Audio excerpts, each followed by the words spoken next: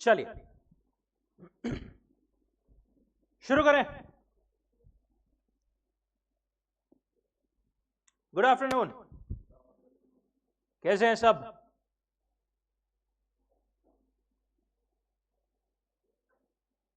Lunch हुआ कि नहीं सबका सही से? कैसा घर से लाते हो सब लोग कि यहां पर? यहां पर ऑनलाइन गाइस एक बार क्विकली कंफर्म करेंगे आवाज, screen, everything is fine chat box में।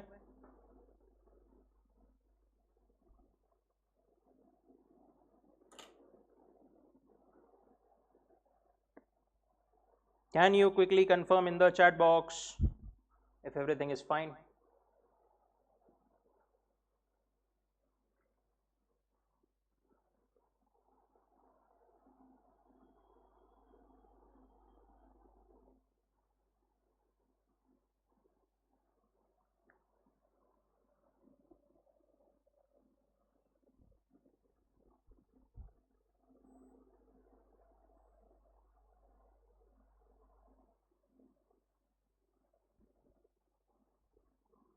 Okay,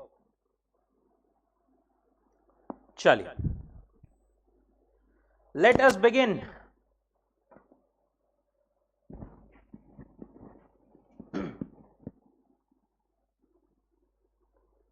business laws.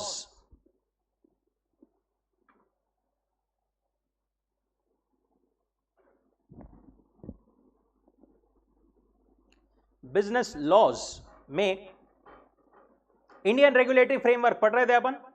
क्या क्या देखा था अपन ने इंडियन रेगुलेटरी फ्रेमवर्क का? एक बार याद दिलाओ तो। इंट्रोडक्शन बेसिक देखा था अपन ने, क्यों लॉ, कैसा लॉ, व्हाट इज लॉ देखा था, राइट? लॉ वापस से एक बार, क्या है law? Set of obligations and duties imposed by government for securing welfare and providing justice to the society.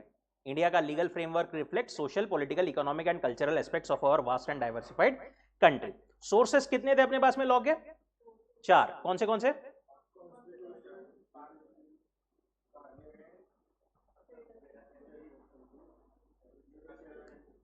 Okay, constitution, parliament and state assemblies, presidents या judicial decision जिसको अपन बोलते हैं, and established customs and usages.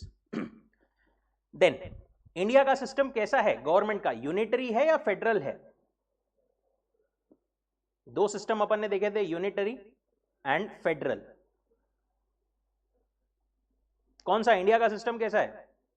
Federal है। Unitary में क्या था? सिर्फ एक ही सेंटर में अथॉरिटी, बट वैसा है क्या इंडिया का? नहीं, it is divided between centre and states. Constitution is our foremost law. 3 list, so that centre और स्टेट के बीच में झगड़ा ना हो, इसके लिए क्या किया गया है कॉन्स्टिट्यूशन में? 3 लिस्ट दी हुई है।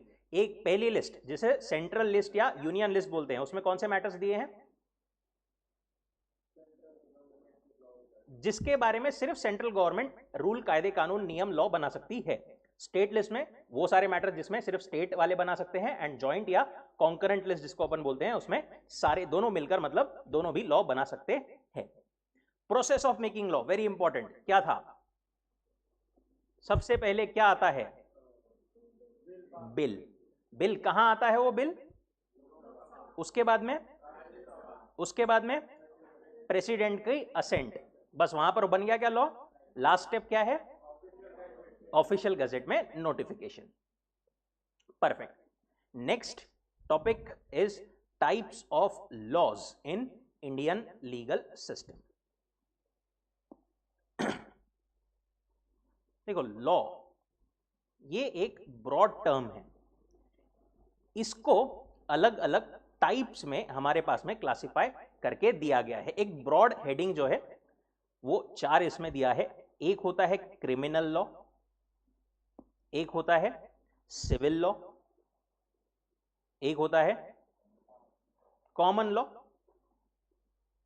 और एक लास्ट होता है प्रिंसिपल्स ऑफ नेचुरल जस्टिस। एक एक करके देखते हैं। सबसे पहला है क्रिमिनल लॉ। क्रिमिनल लॉ ये कौन से लॉज होते हैं? These are the laws which are basically related or laws pertaining to violations of the rule of law or public wrong and punishment of the same. अगर कोई person कोई crime करता है, कोई पब्लिक रॉन्ग, किसी के साथ में कोई गलत चीज करता है जो कि नहीं करनी चाहिए, तो उससे रिलेटेड जो भी लॉज है दे आर क्रिमिनल लॉज। जैसे murder, rape, theft, fraud, cheating, assault, मारामारी, ये सब चीजें are examples of criminal offences. कोई भी गलत काम को ऑफेंस बोला जाता है लॉ के भाषा में। तो क्रिमिनल ऑफेंस, क्राइम अगर आपने किया है तो आपके साथ में मतलब जो भी होगा that would be under criminal law. आपने कौन सा क्राइम किया है, अकॉर्डिंगली प्रोसेस क्या रहेगी आपको सजा मिलने की, कैसी सजा मिलेगी, ये सब कहां दिया है? It is criminal law governed by under Indian penal code 1860 and code of criminal procedure 1973, CrPC जिसको अपन बोलते हैं। अब एक्चुअली देखें ना तो इसको, ये है एक्ट थी, बट इसको हिस्टोरिकली पहले से ही कोड बोला जाता है, और it is basically a process कि कैसे कैसे क्या होगा, एफआईआर होगा, उसके बाद में क्या होगा, कैसे होगा, तो इसलिए उसको कोड जो है वो बोला जाता है। Indian penal code, code of criminal procedure. Indian penal code जो है उसमें क्या दिया हुआ है? इट डिफाइंस क्राइम, क्राइम क्या है, उसका नेचर क्या है, उसके लिए आपको पनिशमेंट क्या मिलेगी।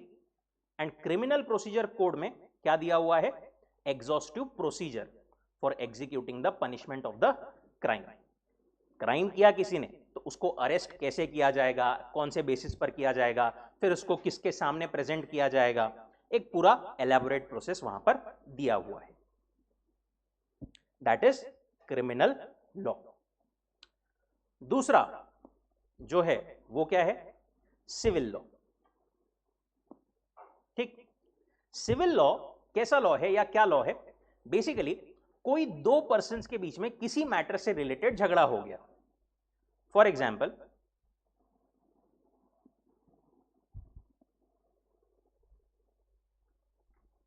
क्या हो गया भाई इसको?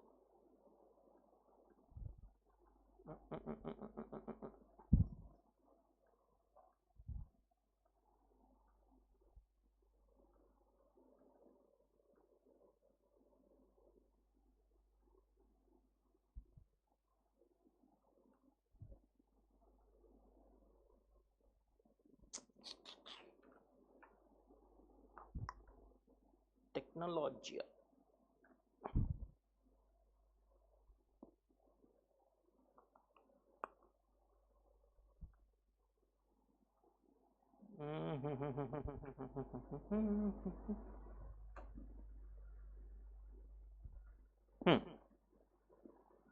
फॉर एग्जाम्पल, ए ने बी को बोला था मैं तेको गुड्स बेचूंगा, बी ने बोला था मैं तेको पैसे दूंगा।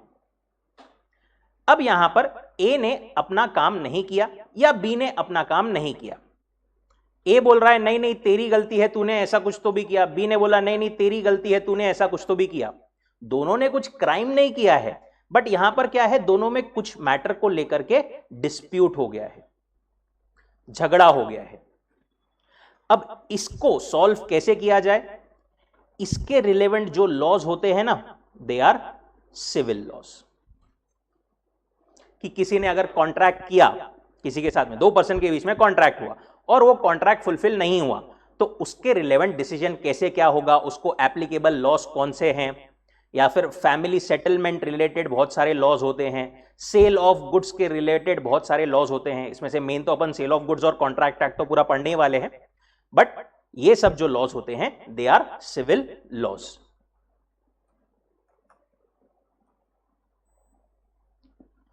Matters of disputes between individuals और organisations are dealt with under civil law. सिर्फ दो पर्सन के बीच में ही नहीं, कोई पर्सन या कोई ऑर्गेनाइजेशन या दो ऑर्गेनाइजेशन, दो कंपनीज, इनके बीच में भी कुछ भी झगड़ा हुआ तो it is dealt with under civil law. Civil code enforces violation of certain rights and obligations through the institution of civil suit. Civil courts अलग होते हैं, criminal courts अलग होते हैं। Civil matter अगर है तो उसका जो भी है वो civil court में पूरा सब कुछ मैटर होता है। ये लाइन आपकी इंपॉर्टेंट है, क्या है? Civil law primarily focuses on dispute resolution rather than punishment। बंद करो इसी।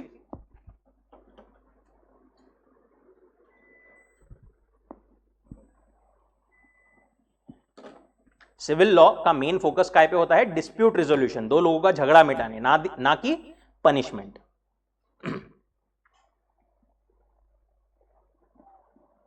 The act of process and the administration of civil law are governed by code of civil procedure. ऊपर जैसे कोड ऑफ क्रिमिनल प्रोसीजर था, यहां पर जो है कोड ऑफ सिविल प्रोसीजर होता है, जो कि बताता है कि कैसे कैसे प्रोसेस होगा। और फिर उसको फर्दर लॉ ऑफ कॉन्ट्रैक्ट, जो अपन कॉन्ट्रैक्ट एक्ट पढ़ने वाले हैं, फैमिली लॉ होता है, प्रॉपर्टी में कोई डिस्प्यूट हो गया तो प्रॉपर्टी से रिलेटेड लॉज होता है, लॉ ऑफ टॉर्ट होते हैं, ऐसे अलग अलग लॉज होते हैं। ये क्या है अपने को इसमें जाने की जरूरत नहीं है, अपने लिए लॉ ऑफ कॉन्ट्रैक्ट एक जो है वो अपन पूरा एक चैप्टर ही डिटेल में पढ़ने वाले हैं। Some of the examples are breach of contract, जो अपन ने देखा कि कॉन्ट्रैक्ट किया फिर फुलफिल नहीं किया, गुड्स डिलीवर नहीं किए प्रॉमिस करने के बाद में, पेमेंट नहीं किया टू द लेंडर, किसी ने लोन दिया था उसको अपन ने वापस पेमेंट नहीं किया, और seller defamation, breach of contract, dispute between landlord and tenant, आपने किराए पर घर लिया उसको पैसे नहीं दिए, या फिर जो मकान मालिक है वो जबरदस्ती किसी को निकाल रहा है, ऐसे जो भी सारे मैटर्स आते हैं they are under civil law. तीसरा टर्म या तीसरा टाइप का लॉ क्या है? Common law.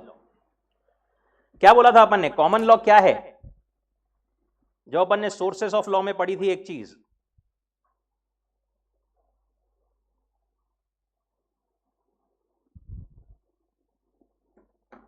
जुडिशियल डिसीजंस या प्रेसिडेंट्स, इनको ही क्या बोलते हैं अपन? Common law. A judicial precedent और a case law is a common law. देखो फॉर एग्जाम्पल,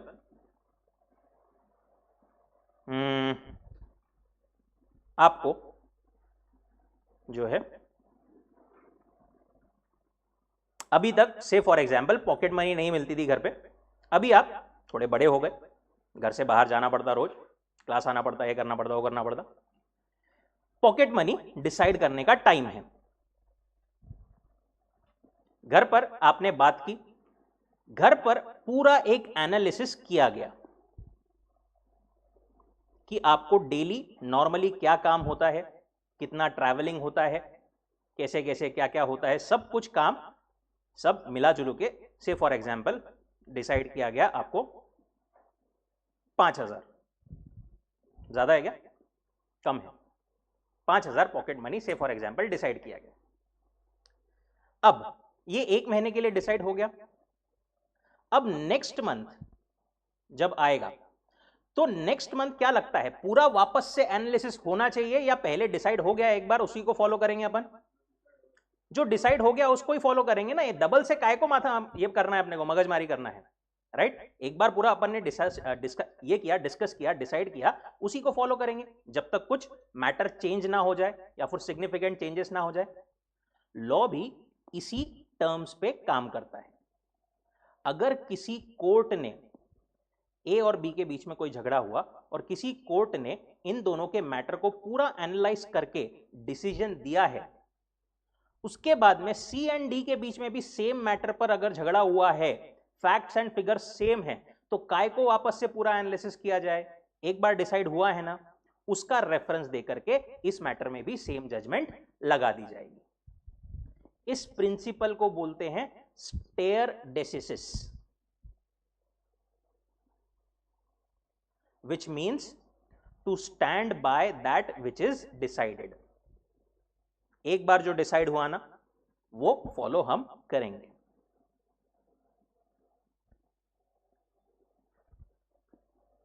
देखो आपको लॉ पढ़ते टाइम ना ये ऐसे लैटिन फेज या फिर फ्रेजेस जो है वो बहुत जगहों पर मिलेंगे, ऐसे कुछ तो भी वर्ड्स, स्टेयर डेसिसिस, जो कि नॉर्मल इंग्लिश के वर्ड नहीं है, they are basically Latin words. Law में एक ऐसा कन्वेंशनली ऐसा यूज होता है कि लैटिन फ्रेजेस बहुत जगहों पर यूज होते हैं ऐसे लॉ की कोई टर्मिनोलॉजी बताने के लिए, जैसे to stand by that which is decided. क्या है उसका मतलब? मैंने मतलब उसको क्या बोलते हैं? स्टेयर डेसिसिस। जहां पर भी आपको ऐसे वर्ड्स दिखे ना उसको हाईलाइट कर लेना। अगर आपने पेपर में वो वर्ड्स लिख दिए तो एक बेटर आपका इंप्रेशन गिरेगा चेकर पर। Doctrine of stare decisis reinforces the obligation of the courts to follow the same principle or the judgments established by previous decisions while ruling a case where facts are similar or on all four legs with the earlier decision. अगर facts and figures same है तो ही ये apply होगा. एक और चीज समझते हैं अपन यहां पर. देखो, एक होता है सुप्रीम कोर्ट और एक होता है हाई कोर्ट. सुप्रीम कोर्ट कितने हैं इंडिया में, क्या बोला था अपन ने? एक ही है. पूरे इंडिया पर इसका रूल जो है, सुप्रीम कोर्ट का जो भी वो जजमेंट देगा वो बाइंडिंग रहता है. सुप्रीम कोर्ट ने कोई मैटर पर अगर जजमेंट दे दिया तो क्या हाई कोर्ट उसको बदल सकता है? नहीं, कभी भी नहीं. हाई कोर्ट्स को सुप्रीम कोर्ट का मानना ही पड़ेगा. पर अगर महाराष्ट्र के हाई कोर्ट ने फॉर एग्जांपल कोई डिसीजन दे दिया, अब वो वैसा ही दूसरा मैटर गुजरात के हाई कोर्ट में गया, तो गुजरात का हाई कोर्ट महाराष्ट्र के ये वाले हाई कोर्ट के डिसीजन को रेफर कर सकता है, चाहे तो ऐसा ही डिसीजन दे सकता है, पर उस पे ये बाइंडिंग नहीं है. वो चाहे उसको अगर लगता है कि नहीं ये वाले हाई कोर्ट ने गलत दिया था तो वो थोड़े बहुत चेंजेस कर सकता है. आइडियली तो यही होना चाहिए कॉमन लॉ के हिसाब से कि जो एक बार डिसाइड हुआ है वैसा. बट ये कोई ऐसी यहां पर इसके बाइंडिंग नहीं होता कि भाई सेम टू सेम देना है. अगर उसको लगता है गुजरात हाई कोर्ट को कि भाई ये महाराष्ट्र वालों ने कुछ गलत दिया था तो वो यहां पर अपना अलग डिसीजन दे सकते हैं. अच्छा, महाराष्ट्र ने कुछ बोला, गुजरात ने कुछ बोला, पंजाब कोर्ट ने कुछ बोला, अल्टीमेटली मैटर गया सुप्रीम कोर्ट के पास में. अब सुप्रीम कोर्ट ने जो बोल दिया वो फाइनल. इन तीनों का कोई लेना देना नहीं. ठीक.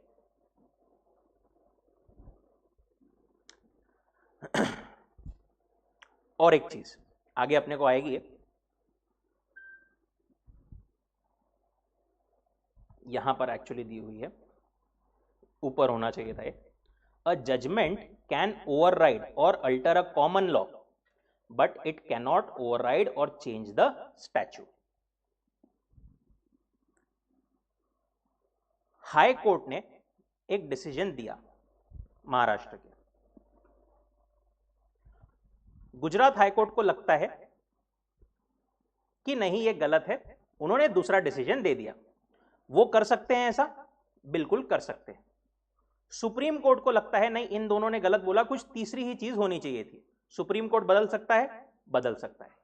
ये जो डिसीजंस लिए गए हैं, दैट इज जो कॉमन लॉ एस्टैब्लिश किए गए हैं, इसको चेंज किया जा सकता है. पर जो ऑलरेडी एक सिविल लॉ या क्रिमिनल लॉ बना हुआ है ना, उसको कोई भी कोर्ट चेंज नहीं कर सकता. जैसे लॉ में लिखा हुआ है कि चोरी करना क्राइम है, तो ना तो हाई कोर्ट ना सुप्रीम कोर्ट कोई भी ये नहीं बोल सकता कि नहीं चोरी करना क्राइम नहीं है. Getting it? लॉ को चेंज नहीं किया जा सकता कोई भी जजमेंट से, बट एक डिसीजन को दूसरा डिसीजन ओवरराइड कर सकता है. अ जजमेंट कैन ओवरराइड और अल्टर अ कॉमन लॉ. कॉमन लॉ के नीचे आप लिख सकते हो अनदर जजमेंट इसके लिए, but it can not override और change the statute.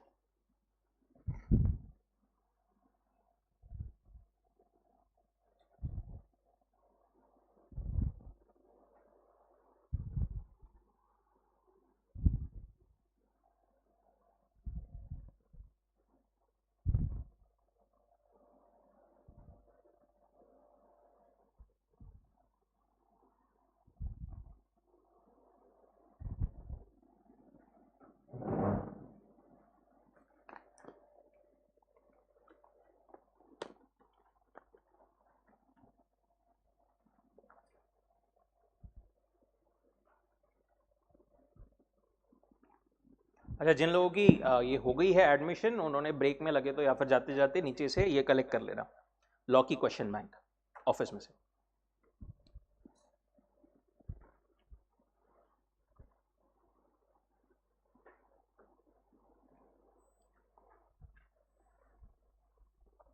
Okay, last चौथा type, principles of natural justice.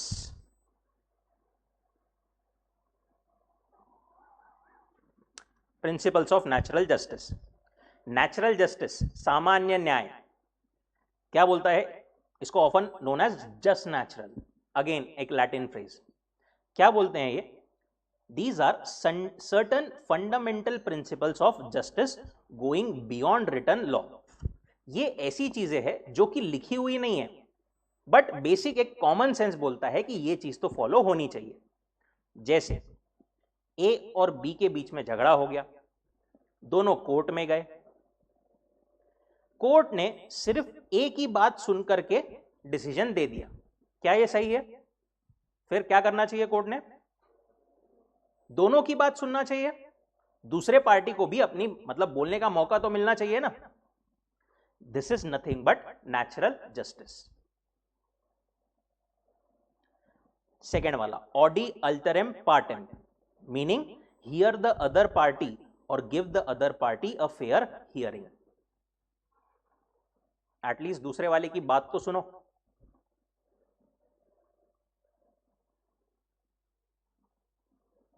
वैसे ही पहला वाला जो दिया है ना, नेमो जुडिक्स इन कॉसुआ सुआ, क्या क्या वर्ड्स है सर? अरे बहुत सारे आएंगे। नेमो जुडिक्स इन कॉसुआ सुआ, क्या बोलते हैं ये? No one should be made a जज in his own case. A और बी के बीच में झगड़ा हो गया, कोर्ट बोला तुम तुम्हारे हिसाब से डिसाइड करो, तुमने डिसाइड किया वो सही। ऐसे से तो ए बोलेगा मैं सही, बी बोलेगा मैं सही, क्या सही है ये? नहीं। कोई भी मैटर दो लोगों के बीच में झगड़ा हो अगर, तो उनमें से कोई भी ये डिसीजन या फिर ये डिसाइड नहीं कर सकता कि कौन सही है। There has to be unbiased equity party, जैसे कि court, which needs to decide. No one should be made a जज इन हिज ओन केस।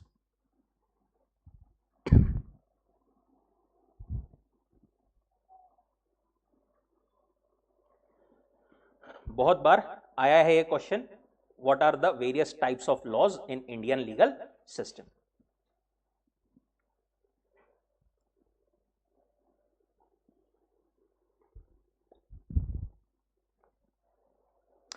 बोलो एक बार, चार लॉ कौन से हैं? Criminal law, civil law, common law and principles of natural justice. Perfect. Next, enforcing the law.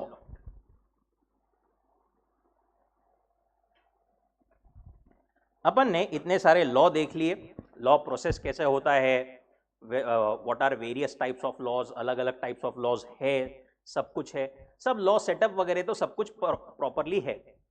But सिर्फ law setup करके काम नहीं होगा ना, कोई तो ये चाहिए ना जो उसको मॉनिटर भी करे, ये देखे कि सही में लॉ फॉलो हो रहा है या नहीं हो रहा है, राइट? बिना मॉनिटर के तो अपनी बेसिकली क्लास में, जो अपनी स्कूल में क्लास थी वो नहीं चलती थी अच्छे से, देश कैसे चलेगा? तो यहां पर भी लॉ एनफोर्स हो रहा है या नहीं, ये प्रॉपरली देखने के लिए कोई तो भी एक अथॉरिटी चाहिए, कोई तो भी मॉनिटरिंग अथॉरिटी बेसिकली चाहिए। कौन रहेगी ये मॉनिटरिंग अथॉरिटी? कौन देखेगा?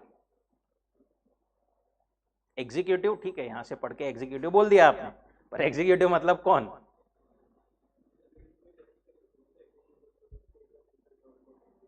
बेसिकली सेंट्रल गवर्नमेंट या स्टेट गवर्नमेंट। अरे लॉ बनाया किसने है? गवर्नमेंट ने, तो उसको मॉनिटर करने की रिस्पॉन्सिबिलिटी भी किसकी रहेगी? गवर्नमेंट की ही रहेगी। कौन सी गवर्नमेंट की, सेंट्रल या स्टेट? अगर वो लॉ सेंटर का है तो सेंटर की रिस्पॉन्सिबिलिटी, अगर स्टेट का है तो स्टेट की responsibility. After the law is passed in the parliament, it has to be enforced. Someone should monitor whether the law is being followed. This is the job of executive. That is executive मतलब execution में जो government के सारे officials होते हैं वो, depending on whether a law is central law or state law, central or state government will be the enforcing authority. अब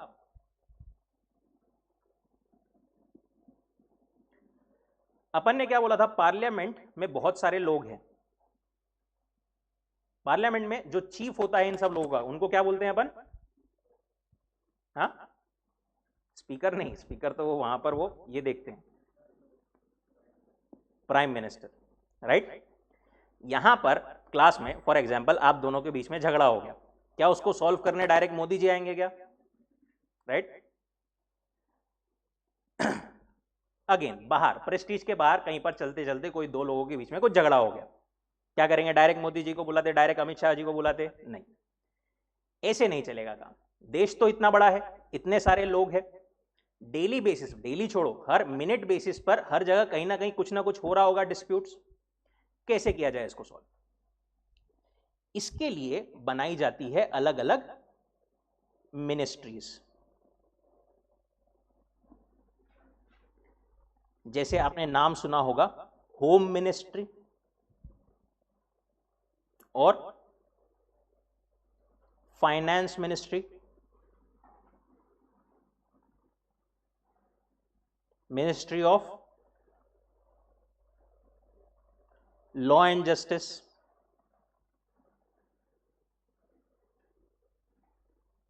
और कौन सी मिनिस्ट्रीज होती है? कैबिनेट। कैबिनेट इन सबको मिला करके कैबिनेट बोलते हैं, बट ऐसी एरियाज बहुत सारी होती है, एग्रीकल्चर होता है, हेल्थ होता है, रोड एंड ट्रांसपोर्ट होता है, राइट। ऐसी अलग अलग अलग अलग जो है मिनिस्ट्रीज बनाई जाती है, और ये मिनिस्ट्रीज को जो लोग हेड करते हैं उन सभी को कलेक्टिवली अपन बोलते हैं कैबिनेट। जो कैबिनेट अपन बोलते हैं ना, ये सारी terminology, cabinet, ministers, they are nothing but these ministers. समझ में आ रहा है? थोड़ा बहुत ज्ञान इंप्रूव हो रहा है? जो अभी तक अपन टर्म्स सुनते थे कैसे क्या अप्लाई होती है वो। होम मिनिस्टर कौन है इंडिया का, पता है क्या? अमित जी शाह। फाइनेंस मिनिस्टर कौन है? Nirmala Sitharaman ji. Ministry of law and justice पता है क्या? ये लॉ, ये मिनिस्ट्री के बारे में अपन ज्यादा सुनते नहीं, इसलिए पता नहीं रहता। अर्जुन राम मेघवाल जी इसके कैबिनेट मिनिस्टर है। Road and transport Nitin Gadkari ji, ये तो पता ही है सबको, राइट। तो ऐसे अलग अलग जो है मिनिस्टर्स रहते हैं। अगेन अब ये मिनिस्ट्रीज बना दी, अकॉर्डिंगली ये मिनिस्ट्री से रिलेटेड कोई डिस्प्यूट हुआ तो उसके लिए main responsible Amit Shah ji. Finance ministry के अंडर जो मैटर्स आते हैं जैसे इनकम टैक्स, इसमें कुछ प्रॉब्लम आई तो उसके लिए कौन रिस्पॉन्सिबल? मेनली निर्मला जी। अब इनकम टैक्स से रिलेटेड फॉर एग्जांपल कोई तो भी डिस्प्यूट हो गया, इनकम टैक्स का जो डिपार्टमेंट होता है उसके बीच में और कोई एक पर्सन के बीच में, उसको सॉल्व करने के लिए भी क्या डायरेक्टली निर्मला जी आएंगी? निर्मला ताई आओ आओ? नहीं, ऐसा भी नहीं हो सकता। इसीलिए इसको फर्दर डिसेंट्रलाइज किया जाता है। Ministry of finance for example अपन ने एक बना दिया, उनके अंडर ये ऐसे इतने सारे डिपार्टमेंट्स होते हैं। Department of economic affairs, department of expenditure, department of revenue, financial services, investment and public asset management, public enterprises, ऐसे अलग अलग डिपार्टमेंट्स बनाए जाते हैं। फर्दर इनके अंडर और क्लासिफिकेशन होता है, जैसे डिपार्टमेंट ऑफ रेवेन्यू में there is central board of direct taxes, इसके अंदर और फर्दर डिपार्टमेंट्स या फिर बॉडीज होती है जो कि जिसमें लोग बहुत सारे काम करते हैं एंड अकॉर्डिंगली पूरा मैनेजमेंट होता है। Getting the structure? अच्छा, यहां पर जो लोग काम करते हैं वो अपॉइंट कैसे होते हैं? Any idea? अलग अलग मिनिस्ट्री या गवर्नमेंट के अंडर जो लोग काम करते हैं, ये तो अपन ने एक एग्जांपल देखा, ऐसे हर एक मिनिस्ट्री में हर एक डिपार्टमेंट में ऐसी बॉडीज रहेगी। सिविल सर्विसेज, जो यूपीएससी सुनते हैं ना अपन, उसमें जो लोग एम्प्लॉय होते हैं वो इन्हीं सब जगहों के लिए एम्प्लॉय होते हैं। सारी मिनिस्ट्रीज में। अब देखो यूपीएससी में भी नहीं, क्या अलग अलग केडर्स होते हैं, अलग अलग क्लासिफिकेशन होते हैं। जैसे अपन देखते हैं ना आईएएस, आईपीएस। आईएएस क्या है? Indian administrative service. आईपीएस क्या है? Indian police service, right. These are two classification. अपने को मेनली ये दो ही पता है, बट इसके अलावा भी बहुत सारे होते हैं। फॉरेन सर्विसेज, फॉरेस्ट सर्विसेज, अलग अलग बहुत सारे होते हैं और उसमें लोग एम्प्लॉय होते हैं, अकॉर्डिंगली वो रेलेवेंट मिनिस्ट्रीज के अंदर काम करते हैं। मेनली वही होता है सोर्स, और फिर क्या बोलते हैं उसको, कॉम्पिटिटिव एग्जाम्स वगैरह के थ्रू भी एम्प्लॉयमेंट होता है, कुछ कुछ पार्ट टाइम भी एम्प्लॉयमेंट होता है, वो होता है, बट परमानेंट पोजीशंस जनरली इसी के थ्रू होती है। आएगा अपने को आगे थोड़ा सा और इसके बारे में डिटेल आएगा। For this purpose government functions are distributed to various ministries, जैसे ministry of finance, ministry of corporate affairs, ministry of home affairs, ministry of law and justice etcetera. Accordingly जो अपन ने देखा, government exercises its executive authority through a number of government ministries और departments. अलग अलग departments, अलग अलग ministries के थ्रू गवर्नमेंट जो है काम करती है। हर एक मिनिस्ट्री जो है, a ministry is composed of employed officials known as civil servants and is politically accountable through a minister. इसके बारे में नहीं क्या, अपन एक और बात करते हैं, पहले पैराग्राफ कंप्लीट कर लेते हैं।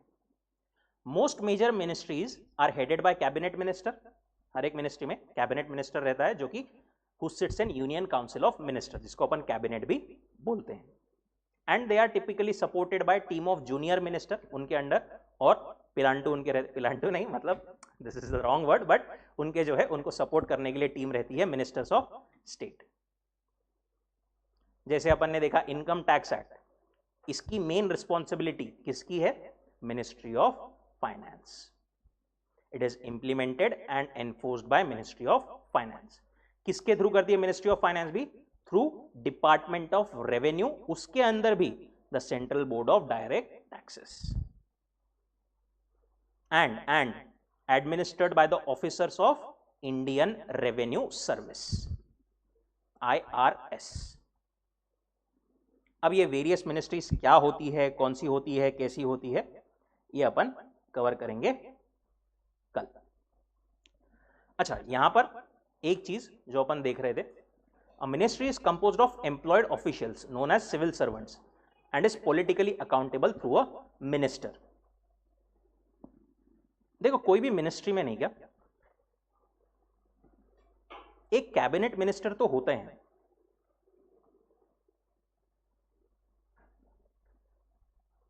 पर ये कैबिनेट मिनिस्टर जो एक अल्टीमेट रिस्पॉन्सिबल पर्सन है, राइट, हो सकता है टेक्निकली उनको ये फील्ड के बारे में पूरी जानकारी ना हो।